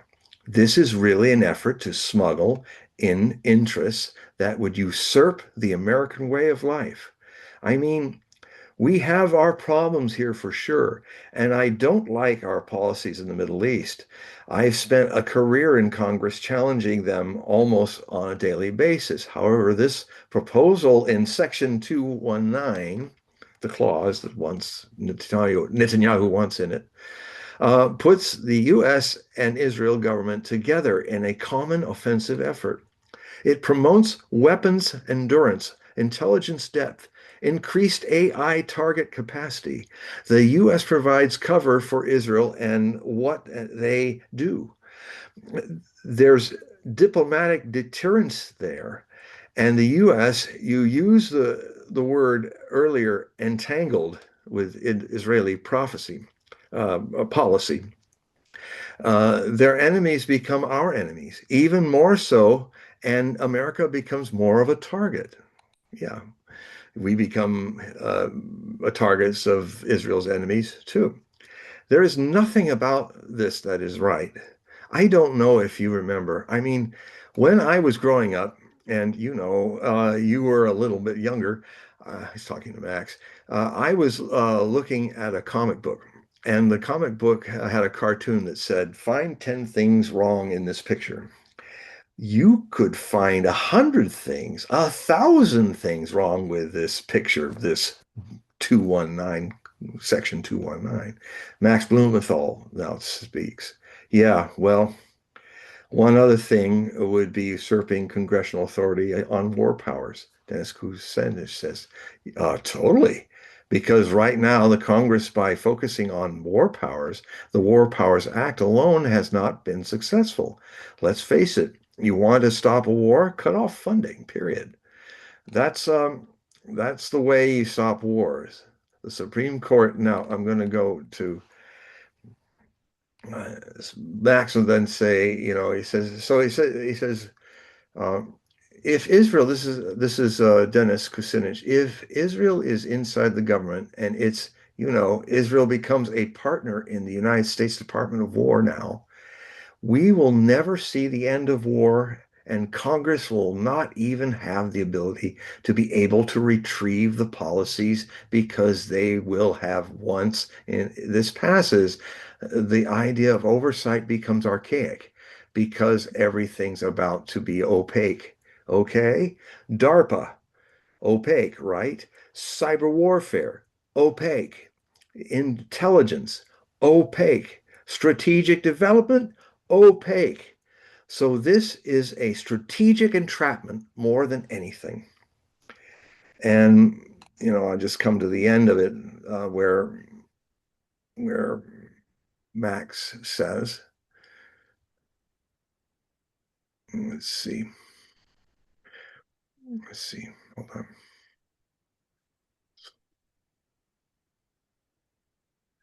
Yeah. Anyway, I'll save the climax for those who read it, but this gives you a a taste of I think these articles are probably the most important articles that I've ever labored on in my long writing career, and trying to warn people of imminent dangers that literally will affect every one of you listening and watching this show. It'll change your lives in very negative ways, in very totalitarian ways. And so this is a time to write your congressman or man or woman, write your senator, and say no to this. Because basically, if these people vote in a foreign country to run our military and its military, um, and CIA and all that, that's treason. That means you are letting a foreign nation come in and be a domestic enemy because it's going to think about what it wants, not what you want. And it's going to have your leadership in its pocket. And this is the greatest threat that the United States has ever faced in its 250 years of existence. So, I know this is a really intense set of articles, but, world's on fire. Put it out. You have to know about these things. So, you know, I know I'm sometimes hard to read because it takes guts to face some things that are not right with our society right now. And and don't think that if you keep your head in the sand that somebody else is going to fix it for you. Yeah, yeah, somebody's going to fix it, but that person, that country, doesn't care about you at all. So, um, We have a question. okay, Our favorite listener, Don, is on the line. not done again. God, go ahead, John. Thanks. The one thing I found interesting that you mentioned was the French role in giving nuclear technology to Israel, which would have been, is that 1950s you were mentioning? It happened in it was late 50s. And then actually the program, Dimona, I think, was built by the early 60s. And ironically, the French were also involved with Saddam Hussein's nuclear arms race. The Osirak research reactor, the Israelis actually bombed it with jets in 1981. And it's interesting because there's an anagram of Nostradamus talking about those of Geneva will continue to talk and talk, and then they'll never come to any agreement because of Repos. Repos is an anagram for Osirak. And so it is, the Geneva is also the second home of the United Nations. Now it's possible it could have been for Geneva when it was the precursor to the United Nations. I don't rule that out. But Repos is kind of an interesting thing because in an anagram it spells out Osirak, which was the code for the French reactor they were building for Saddam Hussein, whom, by the way, as Scott Ritter pointed out, who was the head of the people who were hunting all the weapons of mass destruction, he was far closer to getting a nuclear weapon than anybody dreamed of that he was. He was maybe months away, and then he took the bait to attack Kuwait. But I remember when he did that, it just blurted out of me. I just come back from living in India for years, and my mother comes by and says, "Hey, guess what? Saddam Hussein invaded Kuwait." And the first thing that came out of my mouth is, "That's too soon. That's too soon." So he jumped the gun, thank goodness, because if he hadn't, those Scuds that were hitting Israel would have had nuclear weapons on them, and the Israelis would have retorted and destroyed Iraq. So, you know, anyway, My question to you too, like just following this line of thought, because I'm interested in the military. And I say this because we look at like these people in politics, political leaders, and they have very little, in my opinion, authority to change or reverse course the corruption within these governments. So I'm looking at the military, and I always looking at people like, and let's look at the French.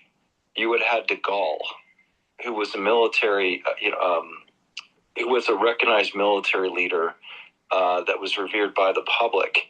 And my question, what was his position on giving access of nuclear tech to the Israelis? Was he for or against it?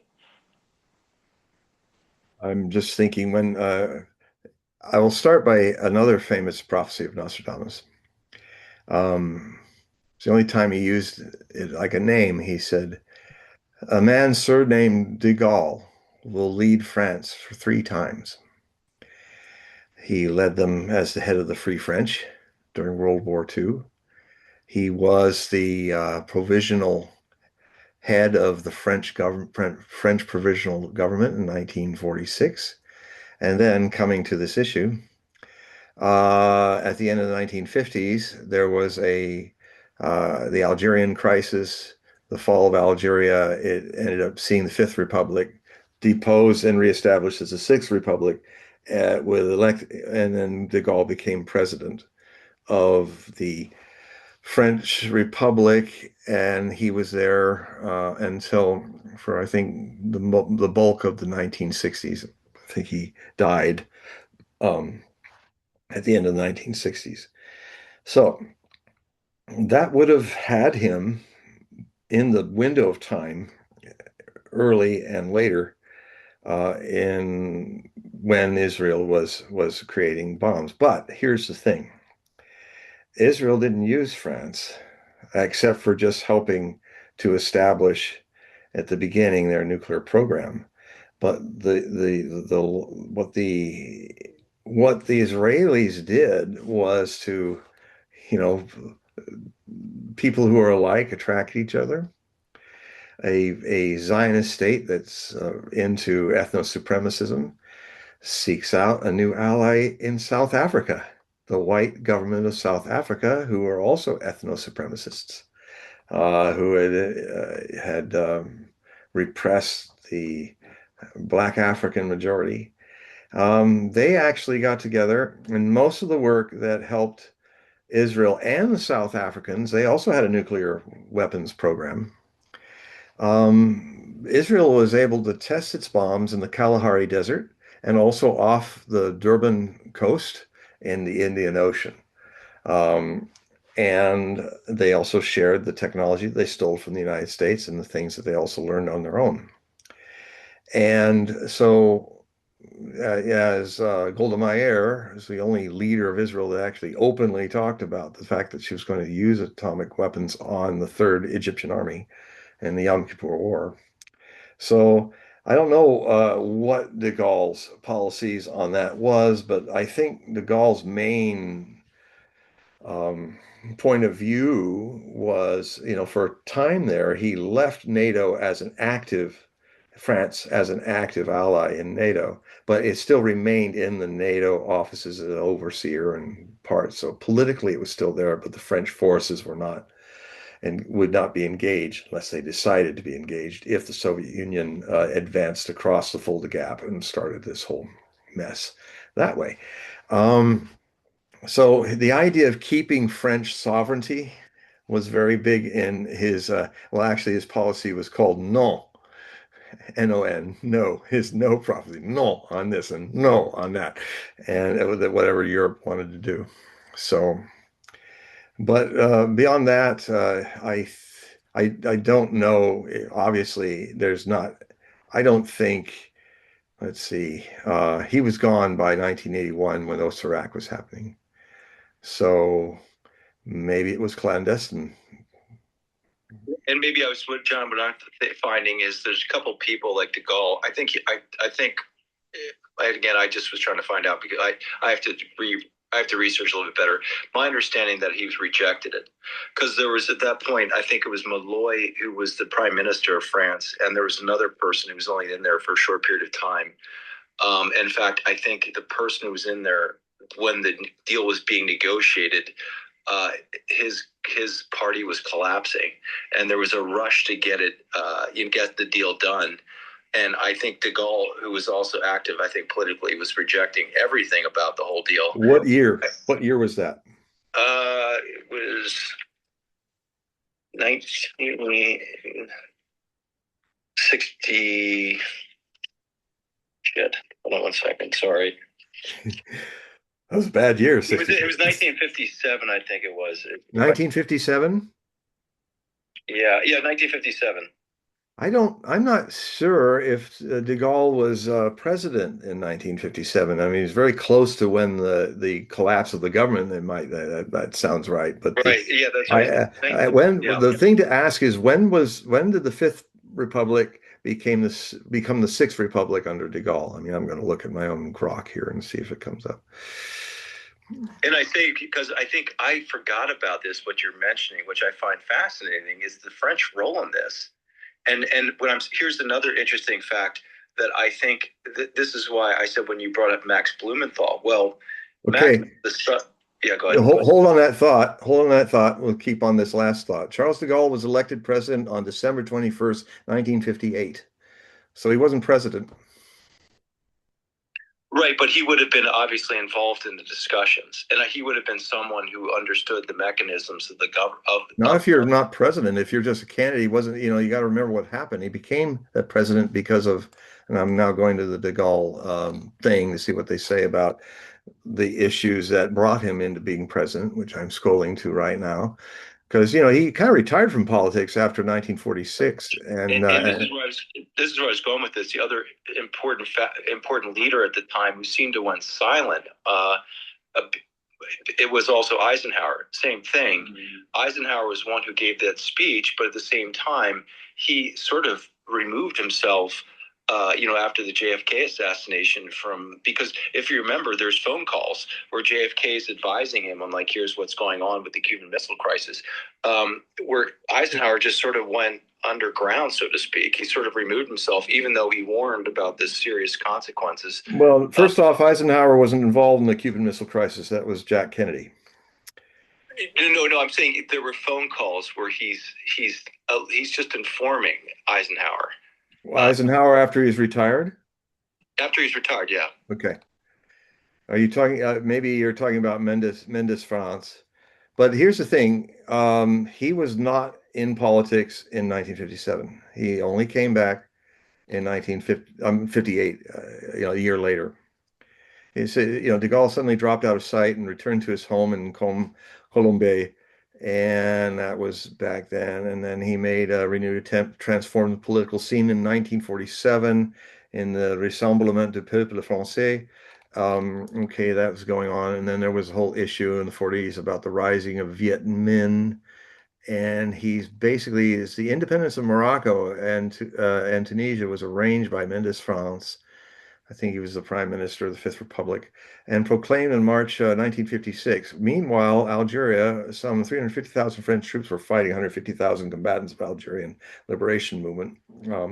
Anyway, between 1946 and 1958, the Fourth Republic had 24 separate ministries. Okay, so we're talking about Fourth Republic. And then the collapse of the Fourth Republic. Now we'll get into it. The Fourth Republic was racked with political instability, failures in Indochina, and the Algerian question. And so I'm just a speed reading it through here. Okay, here's where de Gaulle, let's see, there was a Committee of Civil and Army Public Security was created under a presidency of General Jacques Massu, a Gaullist sympathizer, General Raoul Salan, and Commander-in-Chief of Algeria. So at the 19th of May on 1958, de Gaulle had a press conference. Journalists and he kind of said, as a journalist expressed concerns, some who feared he would violate civil liberties. De Gaulle retorted, have I ever done that? On the contrary, I have reestablished them, and when they had disappeared, who honestly believes that at age 67, I would start a career as a dictator? So, okay, the crisis deepened. I'm speeding through here on May 29th. President, okay. So the return to power happened in November election. They had an election. The Fourth Republic was taken down and replaced by the Fifth Republic in September of 1958. And then he returned to power in the Fifth Republic in the November 1958 election. So Charles de Gaulle and his supporters initially, so he wasn't politically active until I don't think there's a connection. No, I'm saying I think there. I think no. What I'm saying, I think you might be missing my point. I think what I'm saying is that these military leaders have connections, obviously, to the military establishment, which is the one institution that really doesn't change in terms of, if you have to say what might be the most trusted institution that citizens look towards. especially now, you might find that there's a high level of confidence in the military versus politicians. I'm sorry, man. That is just not the reality. Militaries change a lot. Not at that time. I think you're going to find de Gaulle was No, what are highly. you talking about? There was a republic. There was the Fifth Republic replaced the No, Fourth but I'm Republic. saying if It you was a look at, very politically volatile time. I'm actually agreeing with you. If you look at the person who And was look at the prior to way that, they were debating against what the French army was being defeated at Dien Bien Phu. The Viet Minh handed their rear end back to them, and they lost French Indochina. If you understand the French military forces, there was a lot of chaos and instability in the French forces. And basically, the French Vietnam was as big a disaster for the military then, and then the Americans stepped right in and did an even bigger one. So no, I I kindly disagree with you on this. fine. Well, let me just throw my last thing on Max Blumenthal. The Oh one yes, thing. sorry, yes, good Max. Yeah. So Max, he's the son of Sidney Blumenthal. Is that correct? Yeah, So, another great journalist. so right. So, how do you think he reconciles Sidney Blumenthal's coaching of Hillary Clinton during the Benghazi files? Well, Max is his own man, and Max is not a guy not to disagree respectfully with his father and You know, point out what was wrong with that. I mean, Max is quite a you know, I've been following him for years. It's amazing. So, like, same thing. Like, so this is the irony here is Max who's coaching Hillary on essentially overthrowing Gaddafi, especially to make her appear to be more of a neocon hawk-like, politician that would resonate better with the public at that time to make her a more a more looked like a more credentialed sort of politician. So that's his father. I've just questioned: is he ever gone and gone against his father in any? Oh yeah, he goes against anybody he doesn't agree with, and respectfully, but he does. And he's a hard nails kind of reporter, and he was having to kind of straighten up Mario Narfall a few days ago, who's the guy that's in UAE. He was actually really growing into his work, but he got quoted wrong. And Max is truth first. If you don't love truth, you're going to have a hard time with Mr. Max. And I think his dad respects that because that was a dumb move from his dad because Hillary is an idiot. But you have to admit the irony here that he might have been responsible even for Hillary Clinton saying, we came, we saw, he died. I don't think so. That sounds like a classic Hillary Clinton Scorpio, no, double Scorpio, 12th house move. It was the culmination. No, Max's father wouldn't do that. I don't think. That sounds like her. That sounds like you should look at her chart. It's very similar to mine, so I kind of understand it because she's a 12th house Scorpio, like I am. And so I did write a book about her, what really happened to Hillary Rodham Clinton. I did a whole thing on her, what happened in her election against Bush, and it so upset the folks that I almost got banned from Amazon because Bezos is a bit is gaga over Hillary, and I exposed the fact that Hillary Clinton's book, What Really Happened, was that they were actually changing the reviews to give her good reviews, and because her reviews were so terrible that they fixed the system, and I showed it, and then the irony is that they fixed the system not thinking that they have a program in there where they say what are the most read reviews. And so here's all these, oh, her doo-doo doesn't stink. She's wonderful. Everything's great. And then it says, and here's the ones that are most commented on. And of course, there were all the people saying, you keep saying you want to have me give you a review, and I did read her book. Why do you keep bumping me off the list? And so the people, hundreds of thousands of people were reading those. So they tried to erase the one-off negatives, but her book was universally negated by the people who read it. And I exposed it, and then one day I had my real nightmarish experience with having not even a human being attacking me and threatening me, but a thing that's not even alive. A machine is saying, "We know what you're doing, and if you don't stop it right away, we'll take you right off all the pages, and all your books will go dark." And they didn't tell me what I did. Um, and there was this bot didn't like the way my book cover design was, and it had a right to do it because I was actually critiquing her book. So I said, what really happened, Hillary Rodham Clinton, was the way I designed it, and somehow because it's just a soulless, dumb bot, it it just thought that I was trying to piggyback on her cover. And no, it wasn't that. And so, I mean, I think they lifted the ban. I think if you go, you might still be able to buy the book. But at one point, they didn't even give me a way to talk to anybody as part of the terrorism of this. And then suddenly, I saw my books go blank.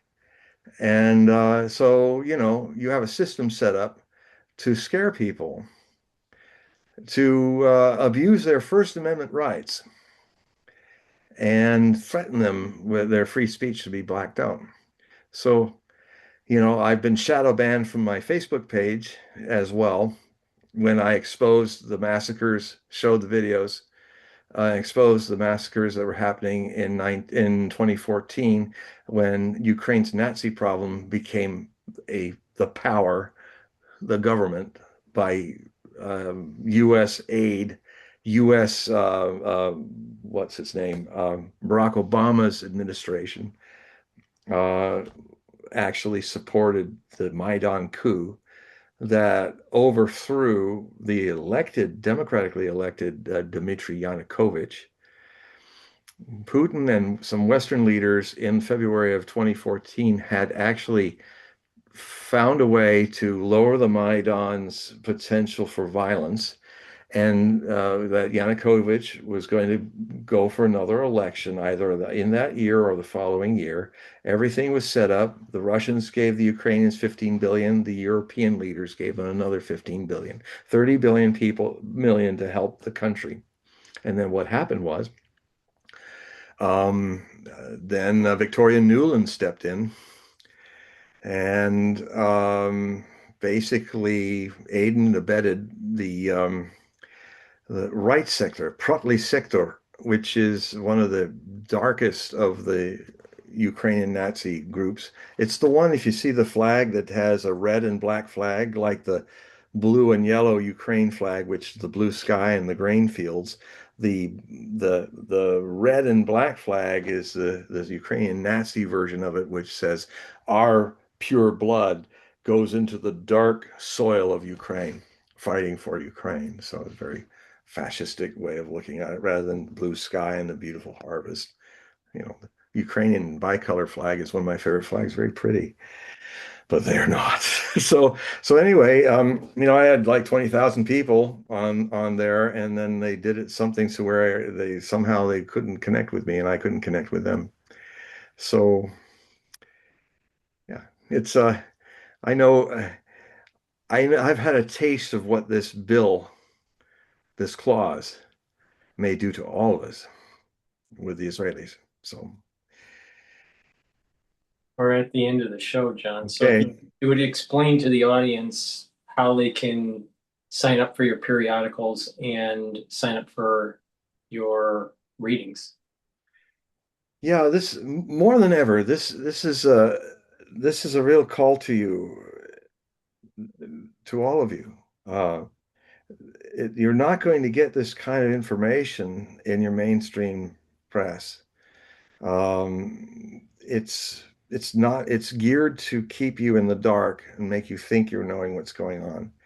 And so I'm a member of the alternative media, and my sources in my articles, I'm a gateway to many, many people in the alternative media. And I would love to see you subscribe either for the monthly $5 or $10 if you wish, but $5 a month, or you can drop $60 for an entire year. And the links are here on this page, and it's a time.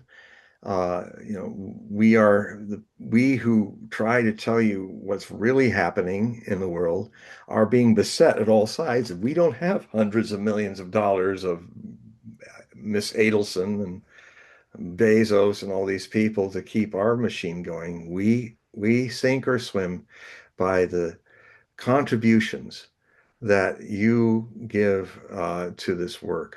And so uh, don't wait for somebody else to do it. If you've seen some of the things I've read today, if you resonate with them, if you feel moved by what I was writing about, um, become a subscriber for $5 a month, or do it one time for 60 or a little more for a year. And then you will have access not just to my work, but it'll be a doorway to a whole other um, network of people who are trying to tell you what's really going on in the world. Because it's never been a bigger monster of people saying, "Oh, you know," as CNN's infamously stated an ad back in the mid 1990s when Turner handed it over to some corporate barons. They had an ad where it says, it's not always, it's not important, not so important that you know what's going on in the world. What's important is you know someone who does. Big Brother knows. I mean, I smelled that one way back before. Now the whole mainstream media is all like that. There was a day when CNN was really worth watching, and Fox and all of them. Yeah, just not like. There used to be just to go off on a tangent really quick here, but there used to be a restaurant in New York. It may still be around, but I ate there years ago. Ted Turner's restaurant, and it was the first time I had a bison burger. And That's right. He had they're bison pretty, burgers. yeah, because he had his own ranch and Yeah. he raised bison. But interior, it gave it that almost rustic, Western, South Dakota kind of feel, you Yeah. know. But that was the first time I had a bison burger. It was really, How did it taste? it was great. It was, Yeah, I mean it's much healthier meat than no, it was great. cattle. It was the first time I had a bison burger at Ted's restaurant. Yeah. You can eat, ask anything you want at Ted's Bison Front. Bison Bite. No, I don't know if it's still there, but I mean I ate there years ago, but it was good. All we know is that he's no longer around. Although I wish he had He, done his third movie on the he Civil died this War. right? He died Hmm? this year? Hmm? He died this year, didn't he?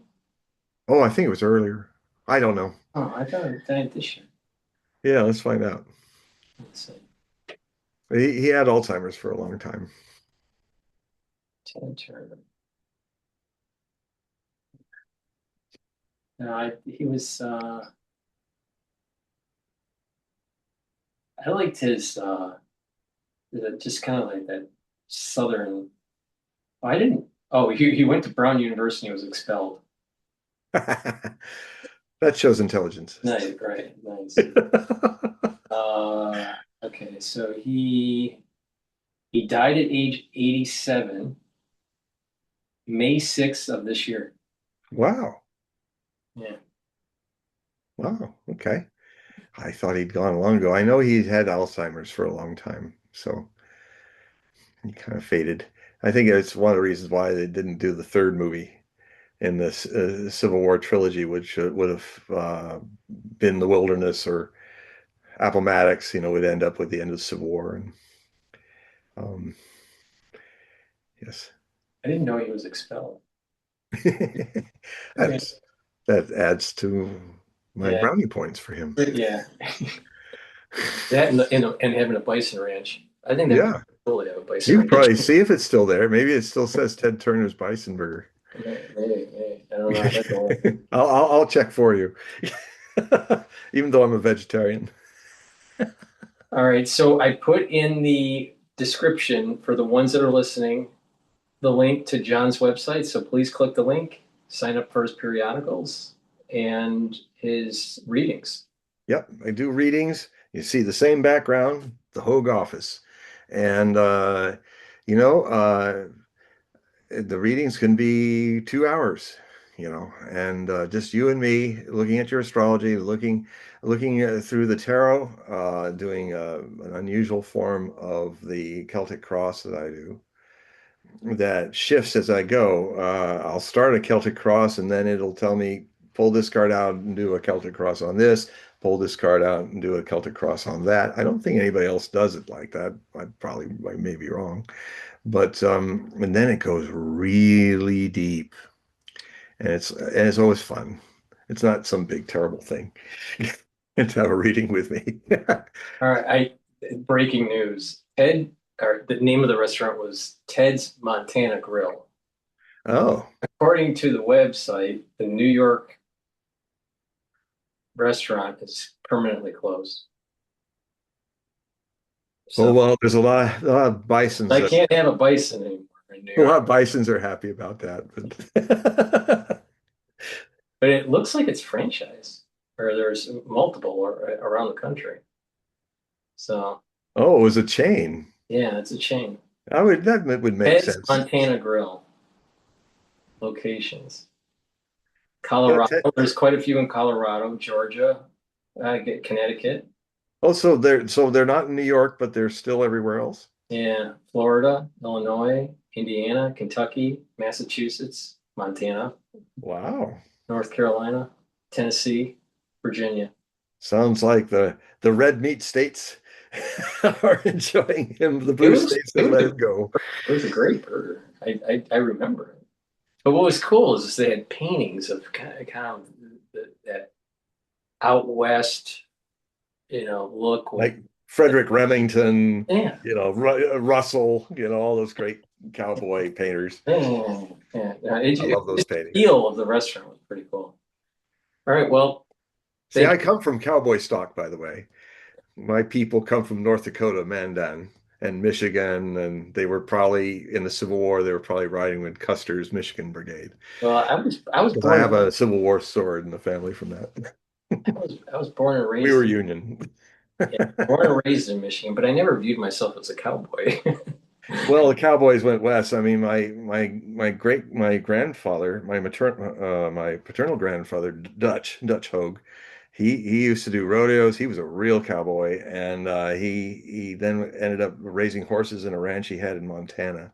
And then Hollywood started calling, saying after the great robbery in the silent films in the 19 teens, they were calling out for any real cowboys to train Tom Mix and all the other actors to be real cowboys. And he moved the family down to LA, and he ended up doing that. And he ended up meeting Wyatt Earp, and he said he didn't like him at all. I never met him, but he was a character. It's hilarious. Okay, He got well, drunk one time in World War One, and he was tired of being a supply guy and not going to the front. So he got really drunk, climbed into a World War One tank, and started driving towards the front. They had to go get him. Yeah. And I guess it's in the family. My father was in the Army Air Corps, just missed fighting. If it hadn't been an atomic bomb, he probably would have been air base in Kyushu under Japanese fire. But in Operation Typhoon, but the atomic bomb happened and ended that. But he was proud of the fact that he became a sergeant in the Army Air Corps 3 times and got busted 3 times. And I'll just end it with this one final Bud Hogue moment. Is that he had this 19th century Japanese naval pistol. It was quite beautiful. And there was this guy, obviously a corrupt officer, that was checking what people were bringing on they're going home, at the end of the war. and end of service. And so he says, "Oh, you can't take that pistol. I'll have to keep that pistol." And he says, "You're not going to get this pistol." And he says, "Yes, I will. You give it to me." And my father held his arm out and dropped it in Tokyo Bay. Kerplunk. Why are you doing that? He says, "Hey, why are you getting so upset? You've done your job, sir." Which was, he didn't get to, you know, get money for that. Must be a politician now. Must be fun. 6 feet under. All right, so I'm going to just remind the audience again that the link is in the description, so please click the link to go to John's website. Yep. So, John, I'll immediately, as soon as you do, I'll write you back, and then if you want a reading, we'll do that, and if you want to, get this one I'm releasing, I'm going to be releasing it in about 3 days. So become a member and read probably one of the most interesting ones I've ever come out through this channel. there's always little interesting tidbits that come out of these shows. So, Yeah. Okay. say goodbye to everybody. Goodbye to everybody. All right, good night. Good night for all the ones that were listening, and I will be replaying these on all the channels tomorrow. Everyone have a good night.